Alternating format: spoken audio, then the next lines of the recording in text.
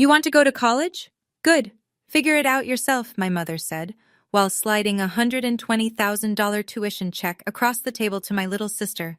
Same table, same dinner, same parents, different daughter.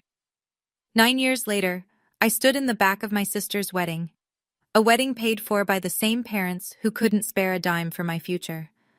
My mother scanned the room and whispered to my father, "Why does it feel like something's missing?" Before anyone could answer, the groom turned pale. He looked at me, then at Julia, then back at me, and he said one word that silenced 200 guests.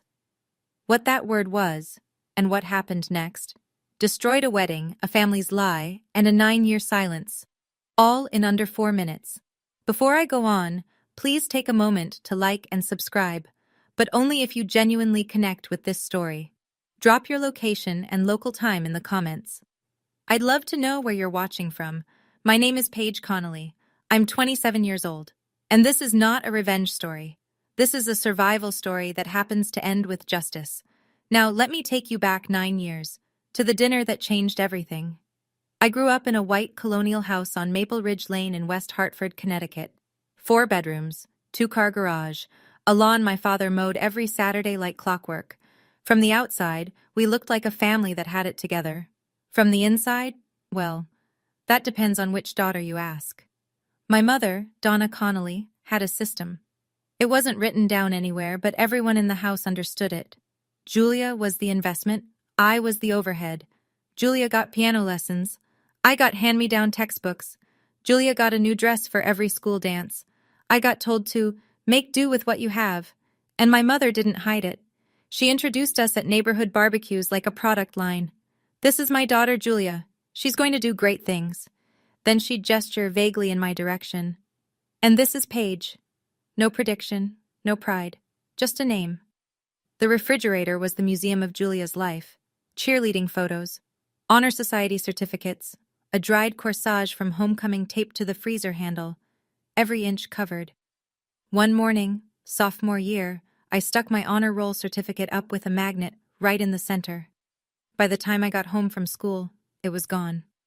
The fridge was getting cluttered, my mother said, not looking up from her magazine. My father, Richard, was a different kind of problem. He wasn't cruel, he was absent.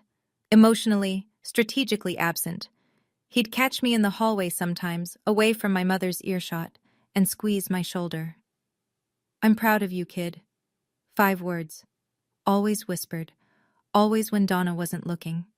As if being proud of me was something that required secrecy. I told myself it would change when I got into college. I got in, with a scholarship that covered half. I just needed them to cover the other half. What happened at that dinner table is something I replay in my head to this day.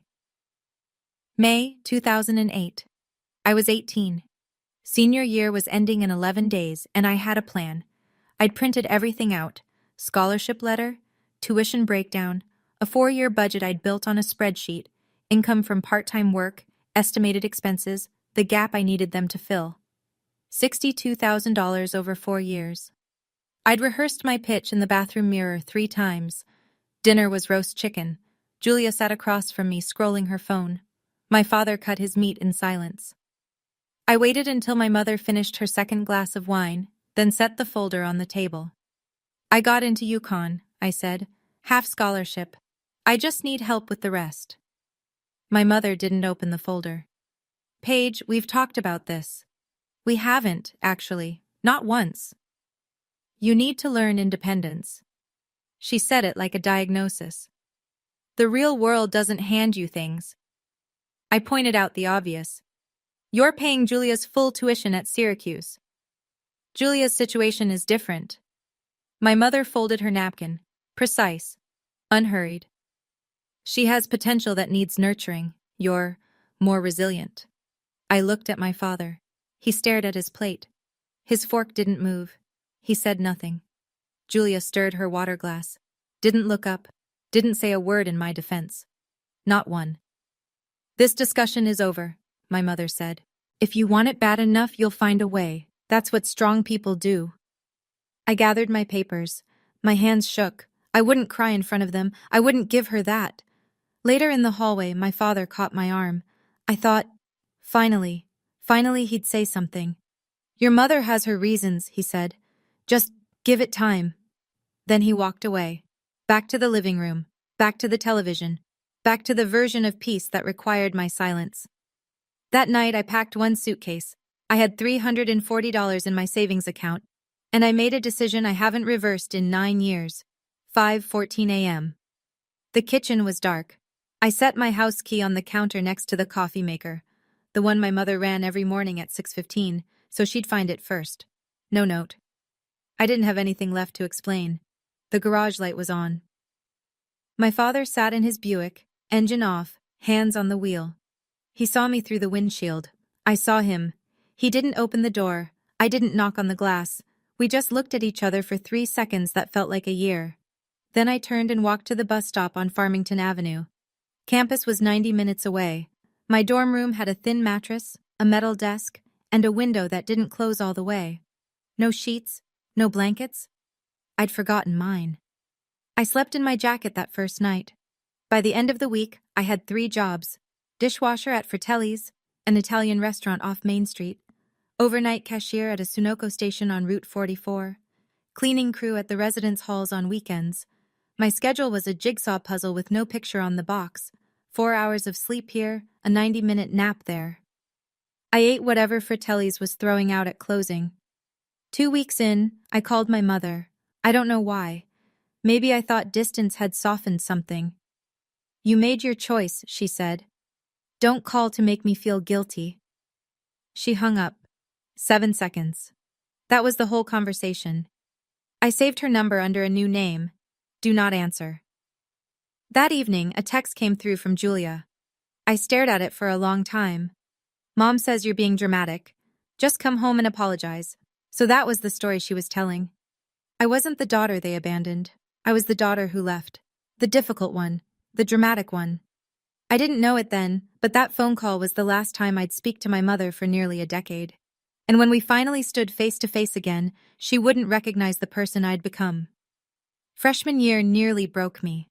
I fell asleep in organic chemistry twice. Spilled boiling water on my left hand during a dinner rush at Fratelli's.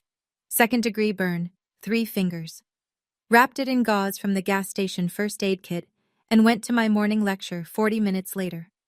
My GPA hovered at 2.9, dangerously close to losing the scholarship that was keeping me enrolled. Professor Alan Whitfield noticed. He taught my Intro to Health Sciences seminar. Silver-haired, bow-tied, the kind of man who actually reads student papers instead of skimming them. After class one Tuesday, he asked me to stay. You're exhausted, he said. Not a question. I gave him the short version. He didn't pity me. He pulled out a folder of internal grants and research assistantships. You're too smart to burn out before sophomore year, he said. Let me help you find a way that doesn't cost your hands or your sleep. He got me into a paid research position in his lab. It wasn't much, $400 a month, but it replaced the overnight shifts at Sunoco. Meanwhile, my mother was busy. Thanksgiving came. I wasn't invited, though I learned later that Donna told the entire family I'd been asked and refused. She doesn't want to see us, my mother reportedly said, dabbing her eyes with a napkin. We've tried everything. My Aunt Helen, Donna's younger sister, called me the week after. Your mother is heartbroken, Paige. Why are you doing this to her? I tried to explain. Helen cut me off. Donna would never do that. You always were the difficult one. The line went dead. And just like that, I lost my mother's side of the family too. That same week, Julia posted a photo on Facebook. A brand new Audi A4 parked in our parents' driveway, a red bow on the hood. Caption, Best parents ever. My mother's comment underneath, anything for my baby girl. 87 likes. I took a screenshot, not out of bitterness, out of clarity. That was the night I stopped hoping they'd change and started building a life that didn't need them to. Lena Novak sat next to me in Biology 201 on the first day of sophomore year. She had dark hair pulled back in a rubber band, circles under her eyes deeper than mine, and a thermos of coffee the size of a small fire extinguisher. You look how I feel, she said. Thanks. It's a compliment. It means you're still showing up. Lena was pre-med, Her parents had emigrated from the Czech Republic when she was 6. They ran a dry cleaning shop in Bridgeport and couldn't afford tuition any more than mine could, the difference being hers actually wanted to help. They just couldn't. My parents could. They just chose not to. She became the first person I told the whole story to. All of it. The dinner, the check, the Audi, the Facebook post. I told her on a bench outside the science building at 11 at night, both of us eating gas station sandwiches because neither of us could afford the dining hall. Lena didn't flinch. She didn't offer sympathy. She wiped mustard off her chin and said, "You don't owe them a redemption arc, Paige. You owe yourself a life." I carried those words for years. That semester I started writing a research paper for Dr. Whitfield's lab. 12 pages on data applications and patient record management. Small clinic systems, workflow optimization, interoperability gaps. I wrote most of it between midnight shifts, in the staff break room at Fratelli's, between loads of industrial dishes. It was dry, technical, and deeply unsexy. But it was the first thing I'd ever built that felt completely mine. Dr. Whitfield read the draft in one sitting. "This could be something," he said. "Not just a paper. Something real." That paper, those 12 pages I wrote between midnight shifts, would eventually become the foundation of something I couldn't have imagined. But that part comes later. One night, sorting through junk mail, I found a forwarded email from my father. No subject line, no greeting, just 7 words. "I hope you're eating enough. Dad." He didn't ask where I was, didn't offer help, didn't mention my mother. Just 7 words floating in digital silence. I read it twice. Then I closed my laptop and went back to work. The end of sophomore year almost took me under. Fratelli's closed. The owner retired, the building sold. Just like that, 40% of my income disappeared overnight. I sat on my dorm bed and did the math 3 times, hoping the numbers would change. They didn't. I had enough savings for 6 weeks of rent on my shared room. After that, nothing. I picked up my phone, scrolled to Do Not Answer. My thumb hovered over the green button for 11 seconds. I counted. I put the phone down. Instead, I walked to the campus job board and signed up for 2 more gigs: tutoring freshmen in statistics and freelance data entry for a local insurance office on weekends. My schedule compressed to 3 hours of sleep a night. Some mornings, I couldn't remember driving to campus. Lena started leaving granola bars in my backpack without telling me. Meanwhile, Julia was living her semester abroad in Florence. I know this because her Instagram existed, even though I'd unfollowed her. The algorithm didn't care about my boundaries. A photo surfaced on my feed at 2 in the morning. Julia on a terrace overlooking the Arno. Glass of wine in hand, golden hour light on her face. Caption: "Living my best life. #grateful." My mother had reposted it with her own words. "My daughter, conquering the world." I was sitting in the basement laundry room of my residence hall. The overhead light buzzed. The heat had been out for 3 days. My fingers were cracked from dish soap and cold water. Same parents, same blood, different worlds. Then, a lifeline. Dr. Whitfield called me into his office. Not to warn me, to hand me a letter. I'd been selected for a competitive summer research fellowship, fully funded. Housing, stipend, meals, everything covered for 10 weeks. "You earned this," he said, "not because of your situation, because of your work." That summer program saved my academic career. But more importantly, it introduced me to a network of people in healthcare technology, people who saw what I could build, not what I came from. One of those connections would lead me to a name I wouldn't hear again for years, not until I was standing in the back of a wedding I was never supposed to attend. I graduated summa cum laude on a Sunday in May. The stadium held 4,000 people. None of them were mine. Lena stood in the bleachers with a handmade sign that said Dr. Connolly, eventually, in crooked purple letters. She screamed my name when I crossed the stage. One person, louder than a whole family would have been. We took a photo outside, just the 2 of us, caps tilted, grinning into Lena's phone. No parents in the background, no bouquet, no dinner reservation afterward. Lena drove us to a diner on Route 9, and we split a plate of cheese fries and called it a celebration. I got a job within a month. Entry-level software analyst at a small health tech firm outside Hartford. 12 employees, cramped office, terrible coffee. But I learned fast, wrote code, fixed systems nobody else wanted to touch, got promoted once, then again. By 24, I was sketching something of my own on napkins and spreadsheets. A platform to manage patient data for small clinics, the ones too small for enterprise software, but too complex for paper records. The idea that had started as 12 pages in Dr. Whitfield's lab had grown teeth. I used my savings and a small SBA loan to get it off the ground. Named it MedBridge Solutions. The first year, I had 2 clients and a folding table for a desk. I incorporated under my married name, well, almost married. I'd been engaged briefly in my mid-20s to a man named David Alcott.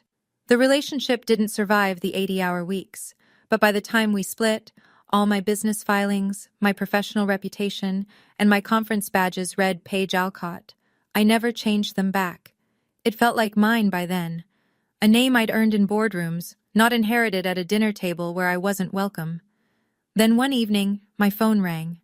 A Connecticut area code I hadn't seen in 6 years. "Hey," Julia said. "It's me." "I know. Mom doesn't know I'm calling." "What do you need, Julia?" "A favor. A financial one." "How much?" $8,000. I'll pay you back." "I can't ask Mom and Dad. They can't know about this." "For what?" "It's complicated." "No." "You don't even—" "No." She hung up. 30 minutes later, my phone lit up with an unknown number. I picked up before I could think. "How dare you refuse your sister?" My mother's voice, colder than I remembered. "After everything this family has done." I pressed the red button, set the phone face down on the counter, and stood there, replaying what Julia had said 30 minutes earlier. "Mom doesn't know I'm calling." So either my mother had suddenly developed telepathy, or my sister had lied to me within the first 5 seconds of our first conversation in 6 years. Some things never change. Made myself a cup of tea, and went back to work. I didn't know what the $8,000 was for, not then. But when I found out, years later in the worst possible way, it explained everything Julia had been hiding. Donna didn't take rejection quietly. She never did. Within a week, my phone started ringing. Numbers I hadn't seen in years. Cousins, family friends, people I barely remembered from childhood holiday dinners. All with the same script. "Paige, your mother is devastated." "Paige, how could you turn your back on Julia?" She'd called every one of them. Built a fresh narrative from scratch. Paige has money now. Paige refused to help her own sister. Paige has become cold and selfish since she left. Aunt Helen called. "Your mother is crying every night because of you." "Did she cry when I was working 3 jobs at 18? "That was your choice." "Exactly. And this is also my choice. Goodbye, Aunt Helen." Then came the Facebook post. Long, performative, dripping with carefully constructed sorrow. Some children forget where they come from. A mother's heart can only break so many times. She didn't name me. She didn't have to. 142 likes. Julia's comment sat right at the top. "Love you, Mom. I'm here for you. Always." A perfect duet. The devoted daughter and the wounded mother, staged for an audience that only ever heard one side. I saw the post. I didn't react. Didn't comment. I blocked both accounts, closed my laptop, and went back to debugging a client integration that was due in the morning. A few days later, Lena called me on her break from the hospital. She was halfway through her residency by then. "Hey, random question. Julia's LinkedIn says she's a senior healthcare administrator, but I looked her up on the state licensing registry last night. Nothing. No license, no record. Maybe she hasn't updated it? Or maybe there's nothing to update." I filed that away. I didn't think about it again. I was too busy building something real to chase someone else's lie. I could have fought back. Could have posted my own version, corrected the record, aired the receipts. But I had a company to build. And the best response to a false narrative isn't a counter-narrative. It's a life they can't edit. 26. 2 years after that phone call, MedBridge Solutions closed its Series A round. $4.2 million in funding, 28 employees, a real office in downtown Boston with actual desks and coffee that didn't taste like engine cleaner. I still drove a Honda Civic with a dent in the rear bumper, still lived in a one-bedroom apartment in Somerville.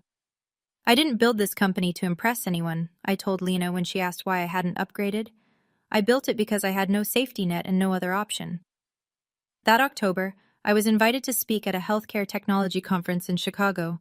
200 attendees, mostly hospital administrators and clinic operators.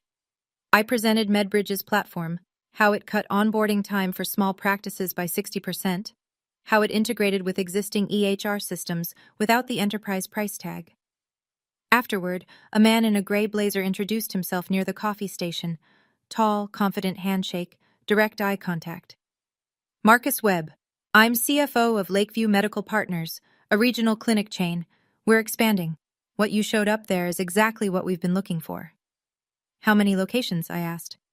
14, 22 by next year. That's a significant rollout. It is, which is why I want to talk numbers. Can we meet next month? We exchanged business cards. I wrote Marcus Webb, Lakeview Medical, follow-up November, in my meeting notes that night. Just a name. Just a potential deal. As I waited for my flight home at O'Hare, a notification popped on my phone. Julia Connolly has sent you a friend request on Facebook. She'd made a new account. The old one was still blocked. I stared at it for a few seconds, then tapped decline, and put my phone away. Marcus Webb.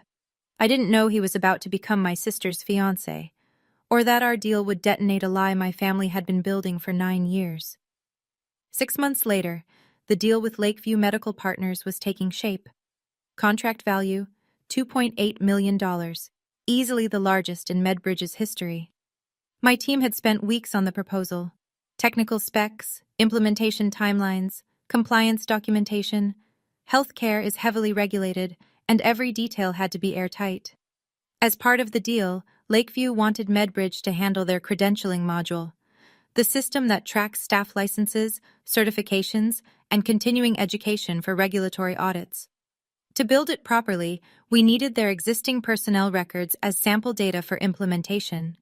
My compliance officer requested the full staff roster with credentials listed.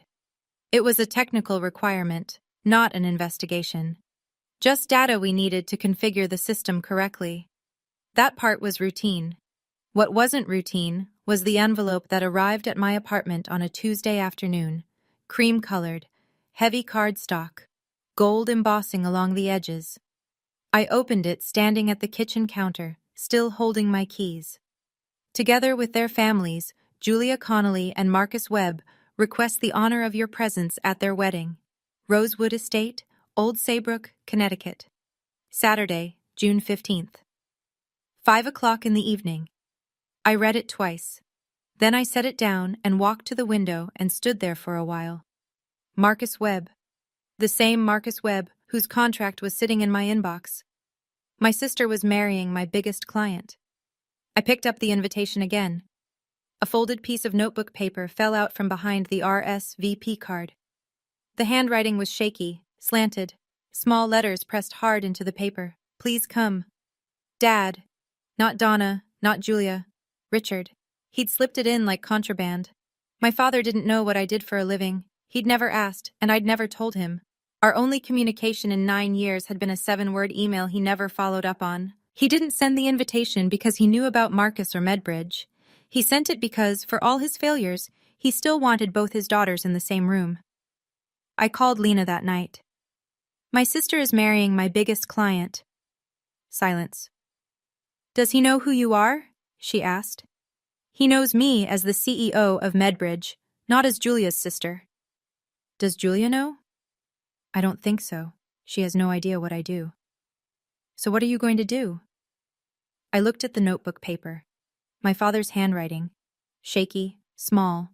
The letters of a man who didn't have the courage to call, but couldn't stop himself from reaching. I'm going to go. I should have thrown the invitation away. Every rational part of me said, don't go. But my father's handwriting, on torn notebook paper, tucked behind an RSVP card like he was afraid someone would see, broke something in me I thought I'd sealed shut. I spent 2 weeks going back and forth. Lena said, if you go, go for yourself, not for them. She was right. She usually was. I decided to attend for 3 reasons. Closure, my father's note, and the fact that I needed one more face-to-face with Marcus before we finalized the contract. A wedding wasn't ideal. But nothing about this situation was ideal. I RSVP'd for two, myself and Lena, who insisted on coming. "You're not walking into that house alone," she said. "I didn't survive 4 years of med school to let you face Donna Connolly without backup." Meanwhile, the due diligence process churned along on schedule. My implementation team began running the credentialing data through our verification engine. It's a core feature of the platform, cross-referencing submitted credentials against state licensing databases and university registries. It's what the software does. It's literally the product we were selling them. The kind of paperwork that sits in someone's inbox for a week before anyone notices. The spreadsheet came back with 14 names. I scrolled through it at my desk, coffee in hand, not expecting anything unusual. Line 9, Julia Connolly, Healthcare Administrator, MS in Health Informatics, State University of New York. My stomach dropped. Not surprise exactly. Something closer to confirmation. I thought of what Lena had told me a couple of years back. Her name wasn't on the state registry. I could have flagged it. Could have said something to Marcus right then. But this was a compliance process, not a personal investigation. The protocol was clear. Verify every name on the list. No exceptions, no shortcuts, no favoritism, in either direction. I emailed my legal team. Fast-track the credential verification, the full list, standard procedure. I didn't single Julia out. I didn't have to. The process would find whatever there was to find. 3 days later, a preliminary note came back from our compliance officer. 3 names flagged for extended verification. Institutional responses may take 2 to 4 weeks. The wedding was in 18 days. The results might not arrive until after it. And I realized I wasn't just going to my sister's wedding. I was walking into a collision between 2 worlds she never expected to meet. I didn't ask which 3. I didn't need to. The wedding was in 18 days. The verification results would arrive in 14. And I realized I wasn't just going to my sister's wedding. I was walking into a collision between 2 worlds she never expected to meet. Rosewood Estate sat on 12 acres of rolling vineyard just north of the Connecticut shoreline. String lights hung in loops between old oak trees. White linen draped every surface. A string quartet played something soft and tasteful near the garden entrance. 200 chairs faced a flower-covered arch. It looked like a magazine spread. It looked like money. My parents' money. Lena and I arrived at 4:40. I wore a simple navy dress, hair down, no jewelry worth noticing. Lena wore black. "Moral support and funeral energy," she whispered. "Both apply." We'd barely made it past the welcome table when a voice cut through the ambient music. "I didn't expect to see you here." Aunt Helen. Champagne in hand. Same pinched expression she'd worn the last time she told me I was the difficult one. "I was invited," I said. "By whom?" "Does it matter? I'm here."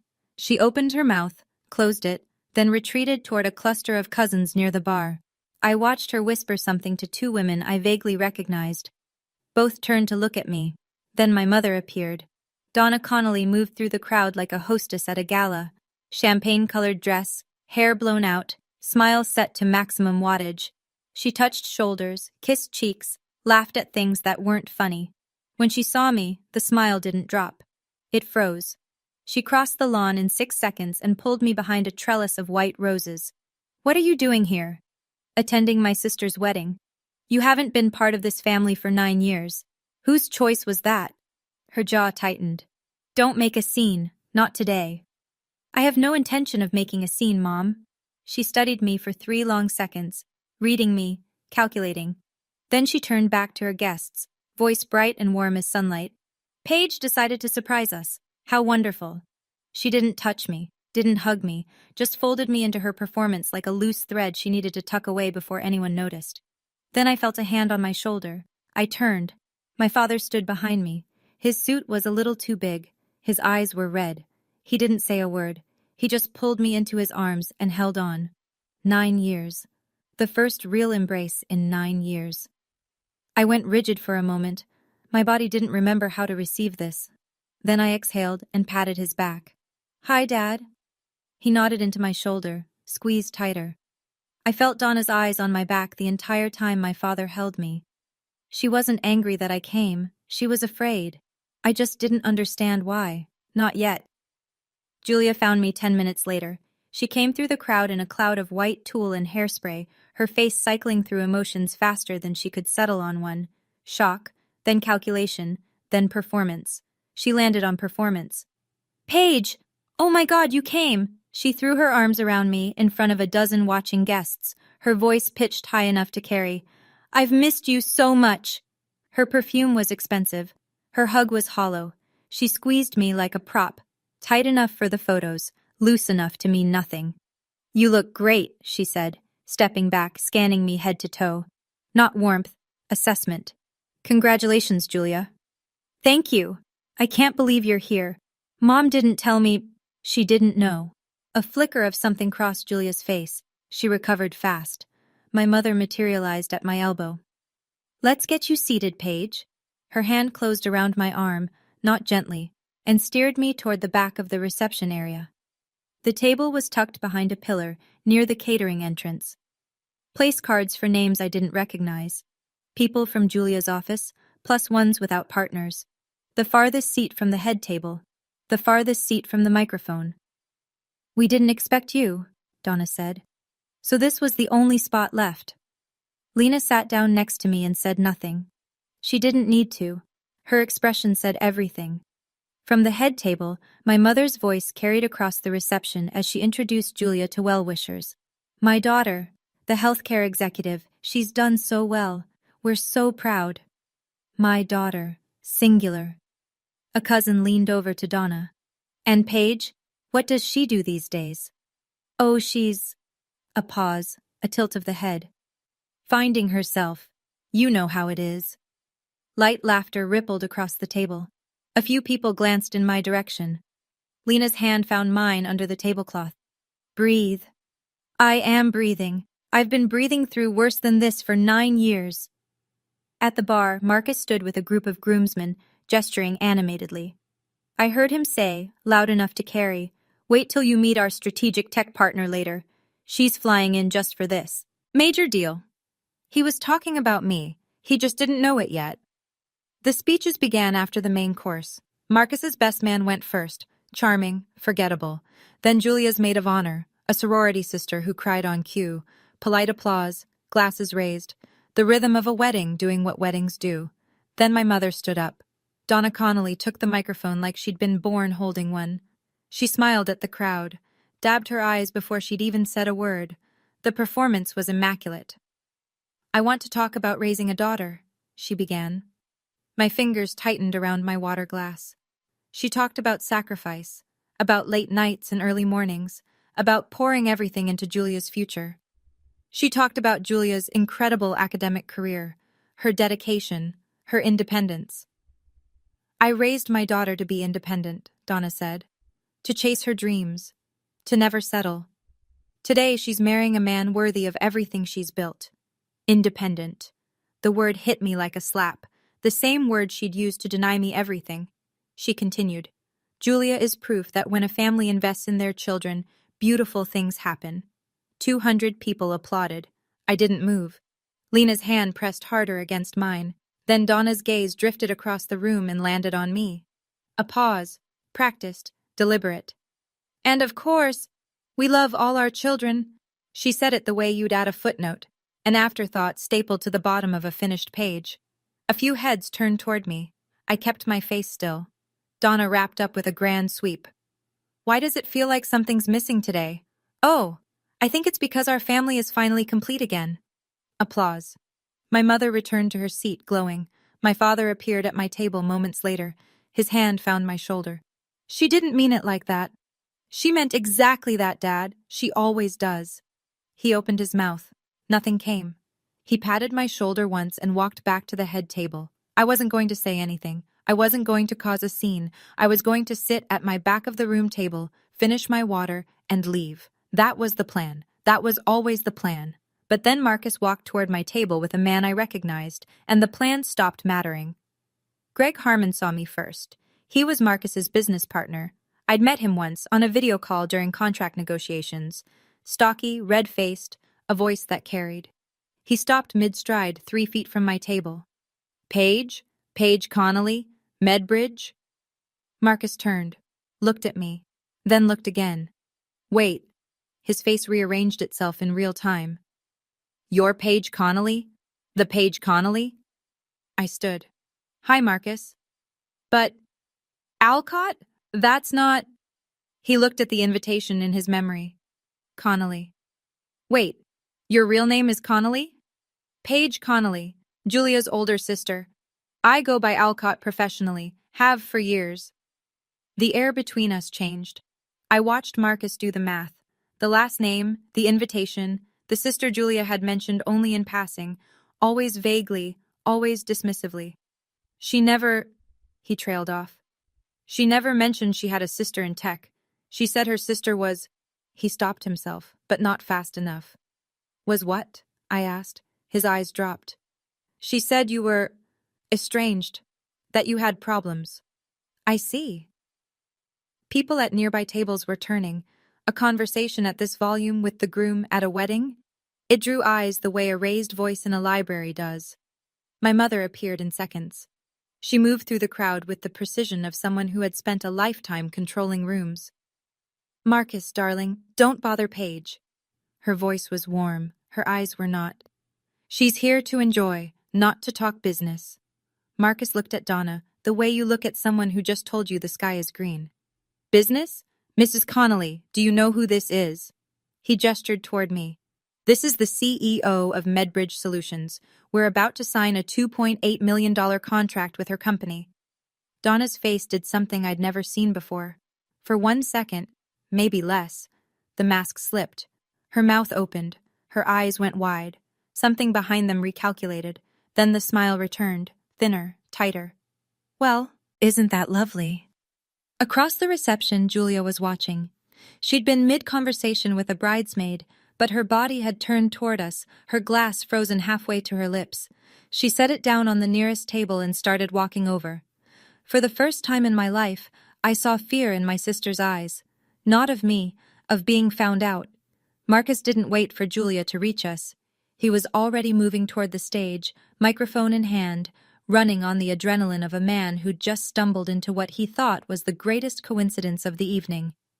Everyone, sorry, one more quick announcement. He grinned at the crowd. 200 faces turned. I just found out something incredible.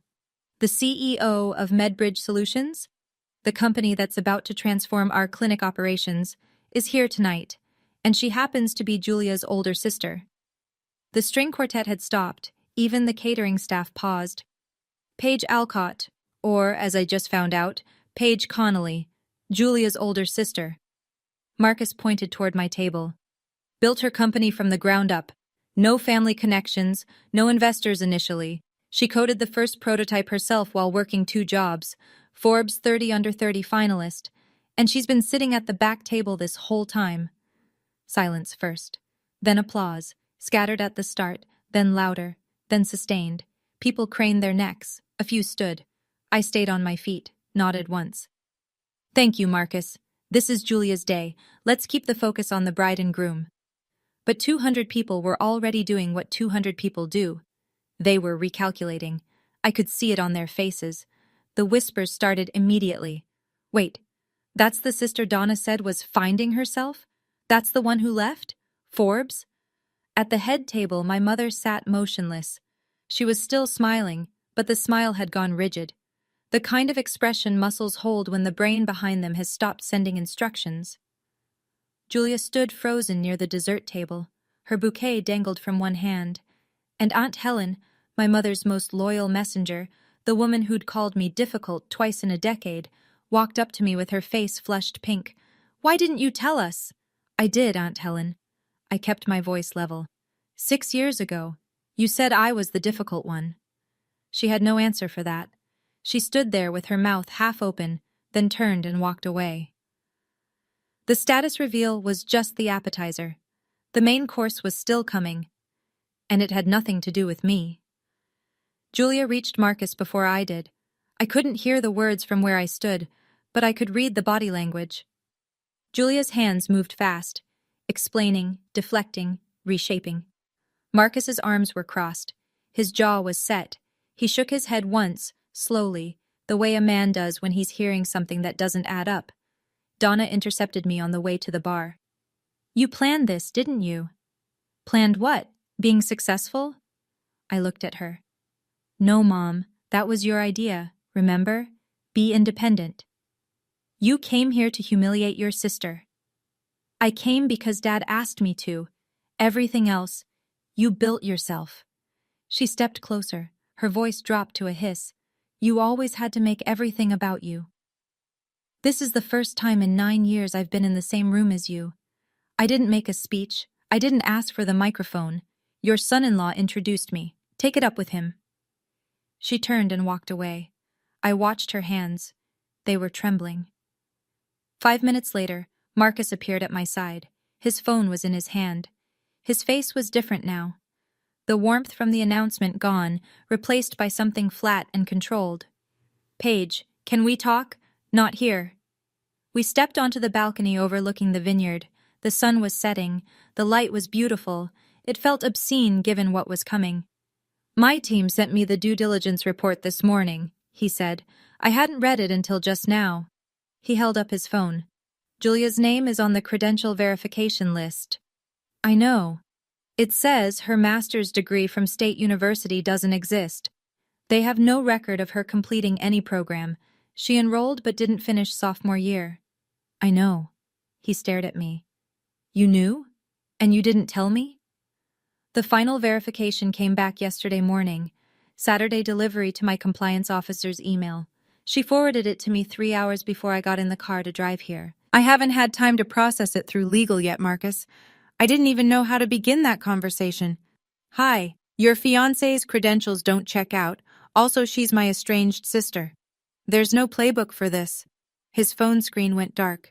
He stood there, both hands on the railing, staring at the vineyard rows below. 3 minutes of silence. The bass from the reception music thumped faintly through the glass doors. Then he said something I'll never forget. I'm going to ask her once, Marcus said, still gripping the railing. In front of everyone, because if she lies to my face one more time, in front of my family, my partners, then I'll know exactly who I almost married. Marcus, don't. I need to do this. He walked back inside. I followed 3 steps behind. I didn't want to be part of whatever was about to happen, but I couldn't look away either. Julia was standing near the cake table, talking to a bridesmaid with a smile that was working too hard. She saw Marcus coming and her smile brightened. Baby, whatever she told you, did you graduate from State? The bridesmaid took a step back. What? Julia laughed, a short, nervous sound. Of course I don't. Did you? Julia's eyes moved, left, right. She was scanning the room, calculating who could hear. Most of the tables within earshot had gone quiet. Can we talk about this later? You told me you had a master's. Marcus's voice wasn't loud. It was rigid, the kind of quiet that makes people lean in. You told your parents you graduated. You told my clinic you were certified. Donna materialized at Julia's side. Her hand found Julia's arm. Marcus, lower your voice. Did you know? He turned to Donna. Know what? My daughter graduated with honors. She didn't graduate at all, Mrs. Connolly. Marcus's voice cracked on the last word. She dropped out sophomore year. 200 guests. Total silence. Even the string quartet had stopped. The only sound was a wine glass someone set down too hard at table 6. Julia's face crumpled. The performance fell away all at once, like scaffolding collapsing off a building. Tears streaked her makeup. I was going to tell you. When? After the wedding? Marcus's jaw trembled. After I hired you into my company based on a resume you made up? Donna opened her mouth again, and Marcus spun toward her. Stop! Marcus held up one hand. Not loud, not a shout, but the single word landed like a door closing. Julia's mouth froze mid-sentence. The entire reception went still. He turned and looked at me, standing 10 feet away, silent, holding nothing, doing nothing. This person, his voice cracked. He pressed his fist to his mouth for a moment, steadied himself, then dropped his hand. This person is the only honest Connolly in this room. 200 people looked at me. I didn't speak. I didn't nod. I didn't need to. At the edge of the stage, my father stood alone. One hand gripped the back of a chair. He wasn't defending anyone. He wasn't speaking. He was crying. Silently, the way men cry when they've known for years and said nothing. Marcus walked off the patio and didn't look back. Greg followed him. A cluster of groomsmen trailed after, exchanging glances that said what no one would say out loud. This wedding was over. Julia sank to the ground. Her dress pooled around her like a deflated parachute, all that white fabric, all that money, settling on the flagstone. Two bridesmaids crouched beside her. One handed her a napkin. Julia didn't take it. The reception hummed with the low, electric murmur of 200 people processing something they'd never forget. Chairs scraped, phones came out. Someone at a back table was already texting. My mother turned to me. Her composure was gone, not cracked, shattered. Her voice came out raw. Are you happy now? You destroyed your sister's life. I didn't raise my voice. I didn't step closer. I spoke clearly enough for the tables nearby to hear. Not because I wanted an audience, but because I was done having conversations in corners. No, Mom. Julia's lies destroyed Julia's life. My company's standard compliance process found the truth. That's not revenge. That's accountability. You could have buried it, her voice shook. You could have said nothing. And committed fraud? Risked my company, my employees, my clients for a lie? I shook my head. No, I won't sacrifice my integrity for this family's image. Not anymore. Something shifted in the crowd. I could feel it, the weight of perception tilting. A few relatives at nearby tables exchanged looks. Aunt Helen pressed her hand to her mouth. An older man I didn't recognize, someone from Marcus's side, nodded at me once. Just once. But it meant everything. Donna looked around. For the first time, the room wasn't with her. She turned and walked toward the parking lot without another word. A hand touched my arm. I turned. Megan, Julia's maid of honor, stood there, eyes red. I should have said something years ago, she said. I knew about the degree. She begged me to keep quiet. I'm sorry. So the lie had roots, deeper and wider than I'd imagined. I picked up my clutch from the table. It was time to go. I was halfway across the gravel parking lot when I heard his footsteps, uneven, hurried, dress shoes on loose stone. Paige, wait. I stopped but didn't turn around. The evening air was warm and still. Crickets had started up in the vineyard rows. I have nothing left to say, Dad. Then let me say something. His voice was winded. For once. I turned. My father stood under a string of lights that ended at the edge of the lot. His tie was loose. His eyes were swollen. He looked 10 years older than the man I'd left in the garage that morning 9 years ago. I knew it was wrong, he said. Every single day, Paige. I knew what your mother was doing was wrong, and I said nothing. Why? He pressed his lips together, looked at the ground, looked back at me. Because I was a coward. Because it was easier to lose you quietly than to fight her loudly. His voice cracked. And that makes me worse than her. Because she at least believed she was right. I knew she was wrong, and I still chose peace. The word hung between us. Peace, the same word he'd been hiding behind my whole life. That wasn't peace, Dad. That was abandonment. I know. Silence. A car started somewhere in the lot. The muffled bass of the reception music still pulsed from inside. Somewhere behind us, Julia was still sitting on the ground in her wedding dress. Somewhere my mother was finding her car keys. And here, under a string of lights on a gravel lot, my father was doing the only honest thing he'd done in a decade. I don't hate you, I said, but I can't forgive you tonight. Maybe not for a long time. That's fair. I need to go. He nodded. Drive safe. 2 words. Simple, small. But they weren't an excuse this time. They weren't a deflection. For the first time in 9 years, my father said something to me that wasn't designed to end a conversation. It was an admission that he had no right to extend one. Lena was waiting by the car. She didn't ask what he said. She just started the engine. I didn't cry until we hit the highway. The fallout came in waves. The first wave was digital. Within 48 hours, my phone wouldn't stop buzzing. But for the first time in nearly a decade, The calls weren't accusations. They were apologies. Aunt Helen called on Monday morning. Her voice was different, lower, stripped of the righteous certainty I'd grown up hearing. Paige, I owe you an apology. I believed everything your mother told me. For 9 years. Every word. I was wrong. I thanked her. I didn't say it was okay, because it wasn't. My great-aunt Margaret, my grandmother's sister, the oldest living member of the family, sent me an email that night. 3 lines. Your grandmother would have been so proud of you. I'm sorry we weren't there. Please don't give up on all of us. The second wave was professional. Marcus's colleagues at Lakeview began verifying Julia's employment history. What they found matched what I already suspected.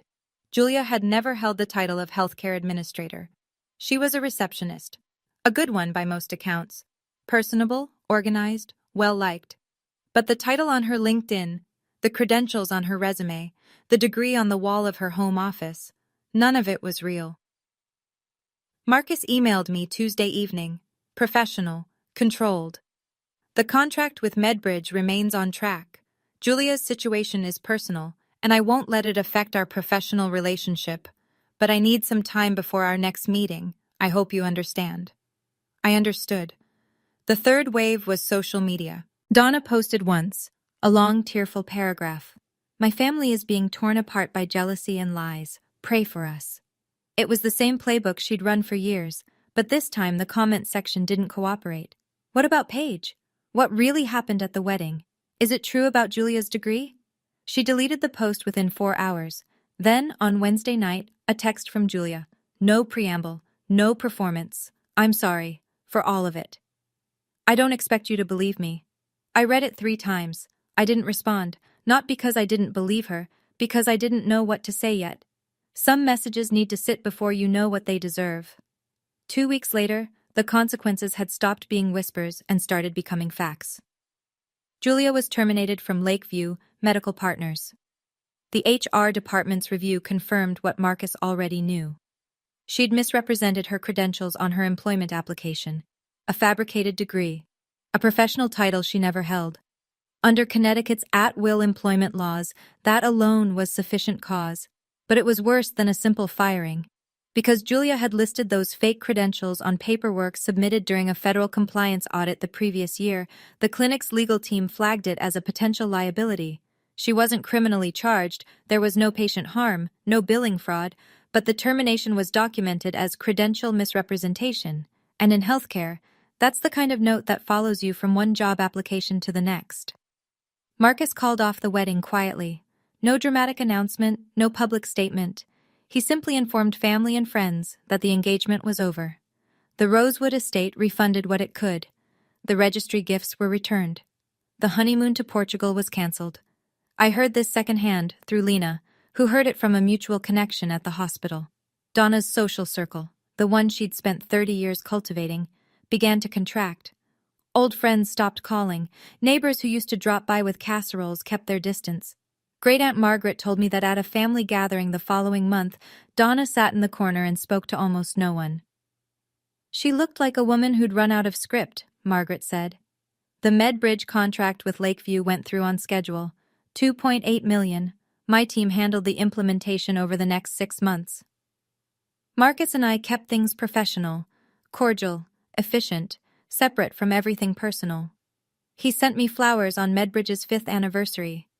The card read, "From one self-made person to another." Then, on a rainy Thursday, a package arrived at my apartment. Small, no return address, Connecticut postmark. Inside was a piece of paper I hadn't seen in 12 years. My honor roll certificate, the one my mother had pulled off the refrigerator when I was 15, the one that had vanished by morning. It was slightly bent at the corners, yellowed along the edges. A post-it note was stuck to the back in my father's shaky handwriting. It was never cluttered. It was always yours. He'd kept it, 12 years, in a desk drawer, hidden from my mother. The way he'd hidden every honest impulse he'd ever had. It wasn't enough. A piece of paper couldn't undo a decade. But I held it for a long time before I put it down. I didn't call anyone for a week. I needed the silence. Then, on a Sunday morning, I sat at my kitchen table with a mug of coffee and did what I should have done years ago. Not out of anger, not out of victory, but out of clarity. I set the terms. I wrote my mother an email, not a text, not a call, an email, because Donna performed best in real time, and I wasn't giving her a stage. Mom, I don't hate you, but I won't pretend anymore. You chose Julia not because she needed you more, but because she was easier to control. I was inconvenient because I asked questions. I'm not asking anymore. If you want a relationship with me, it starts with honesty, not a performance, not a Facebook post. Honesty. The ball is in your court. I hit send. I didn't reread it. She never replied. I wasn't surprised. Narcissists don't negotiate. They perform or they retreat. Donna retreated. I called my father the following evening. I'm open to staying in touch, I said, but on my terms. No more give it time. No more hiding behind Mom. If you want to be my father out loud. A long pause. I could hear him breathing. I'll try. Don't try. Do. Okay. It wasn't a grand reconciliation. It was a crack in a wall. Enough to let light through. Not enough to walk through. Not yet. As for Julia, I didn't reach out. Not because I hated her. Because I wasn't ready. Forgiveness isn't a door you slam shut. It's a door you open when you're strong enough to stand in the frame without flinching. I wasn't there yet. Maybe someday. But not on anyone else's timeline. That Friday night, Lena came over with Thai food and a bottle of wine. We sat on my living room floor, containers spread between us, and she raised her glass. To the family you chose. I smiled. For the first time in this whole story, a real one. To the family I chose. There's a question people ask me, not often. But when they hear pieces of my story, at a conference or over dinner, or in one of those late-night conversations that go deeper than you planned, they ask, do you feel vindicated? I'm sitting in my office right now. It's early, 6:30, before anyone else gets in. The Boston skyline is turning orange through the window. 28 desks out there, 28 people who'll walk in within the hour, each of them building something that matters. This company started as 12 pages in a professor's lab and a girl who couldn't afford her own dorm sheets.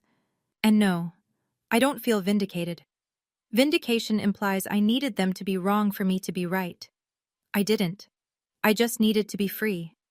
For years, I measured myself by a scale my mother built, a scale designed so that I would always come up short and Julia would always shine. It took me a long time to realize the scale itself was broken. Not me. I started therapy 3 years ago. Twice a month, Wednesday evenings, with a woman named Dr. Russo, who has a way of asking questions that make you sit in silence for a full minute before you can answer. I used to think therapy was a sign of weakness, something you needed only if you couldn't handle your own problems. Turns out, it's the opposite. It's the hardest thing I've ever done. Harder than building MedBridge, harder than sleeping 3 hours a night, harder than walking into that wedding. My mother's voice still plays in my head sometimes. Resilience is a gift, Paige. She said it to justify leaving me with nothing. She meant it as a weapon. But she was right about one thing. Resilience is a gift. She just didn't give it to me.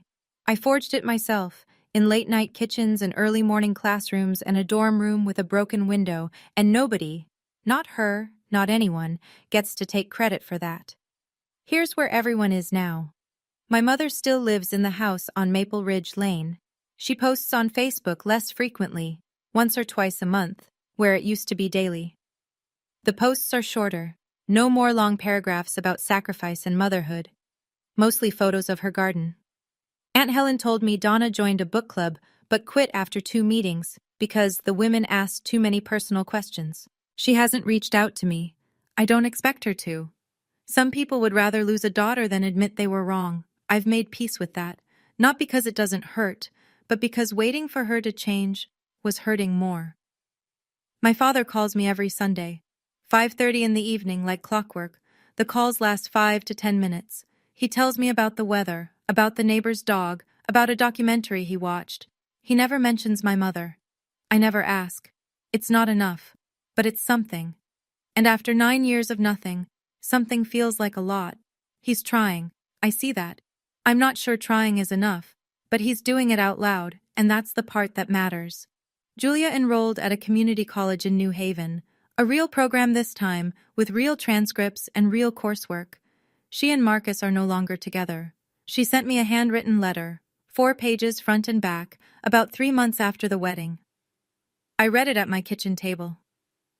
It was honest in a way Julia had never been honest with me before. She didn't blame my mother.